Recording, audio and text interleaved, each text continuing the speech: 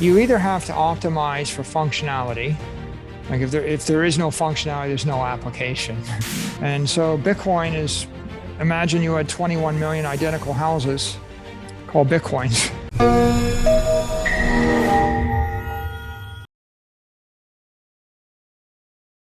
If your focus is on property and what you want is digital property, you want the system optimized for durability and integrity over time, and performance and functionality and compliance are not on your list. Your list is durability, integrity, immortality. And you move away from property toward applications.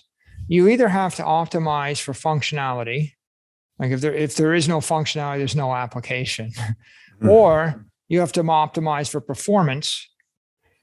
If I can't pay for the coffee, within 1 second, I can't pay for the coffee. Or you have to optimize for compliance. If I really want to issue an insurance policy, or I want to issue a security, or if I want to issue maybe a yield token, and it's illegal in a certain state, then if I want to do it, I have to actually comply. And compliance pops up with stable coins. Compliance pops up with DeFi exchanges. Compliance pops up with derivatives. Compliance will pop up with any kind of thing that looks like it's a security token. These are all applications. And, is there a future for those applications on top of Bitcoin? Yeah. But Bitcoin's not the application. Right. And the application will be built on a layer 2 platform, or it'll just be built naked against the Bitcoin, right? Maybe it is, you don't use a platform. Like I can implement my Bitcoin credit card using the NYDIG platform, or I could hire an army of programmers and I can build it one off, right?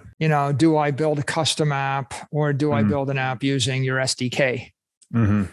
And so platforms are going to be, either operating system type things with an SDK, that's what they're going to be. They're going to look like that. And it looks like an AWS where they spin up services.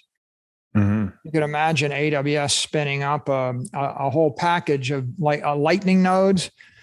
If I could spin up my Lightning nodes, and run them, maybe I would do that. Maybe I wouldn't do that. Probably Lightning's not the best example because people are looking for something totally decentralized there. But a better example would just be an SDK that allows someone to deploy a mobile app that has Lightning and Bitcoin money transfers embedded in the mobile app. And I just want to do it quick and easy. And it's sort of interesting, but it gets theoretical in a way. So it's actually probably more instructive to move down to the applications themselves and talk about what are the applications of Bitcoin that scale the system. Because these are the things that make the difference. And once you start to think about the range of applications, then you figure out what you might build into your platform if you're trying to create a business hosting those applications. So let's talk about that. The obvious application, is the individual holder that owns Bitcoin or just holds it in cold storage for long periods of time. So it's like the family or the individual. And I think that's pretty well understood, and that's been pioneered for a while. The thing that's varying is the way that individual chooses to hold the Bitcoin. And that's where it gets really interesting. So, for example, probably the one thing I probably want to start with is this observation that one interesting application of Bitcoin is a bond. You can actually create a derivative or a security of Bitcoin and scale the network with the bond. So if a government owns Bitcoin, right, the government is the customer. And if the government then buys the Bitcoin and then issues sovereign debt, the sovereign debt becomes a Bitcoin derivative. Mm-hmm. So you're creating credit from Bitcoin. Bitcoin is the base layer money. Mm-hmm. And the debt or the credit of the government or the bond is the layer 2 money. It could be backed in whole by Bitcoin, like 100%, or it could be in part by Bitcoin or something.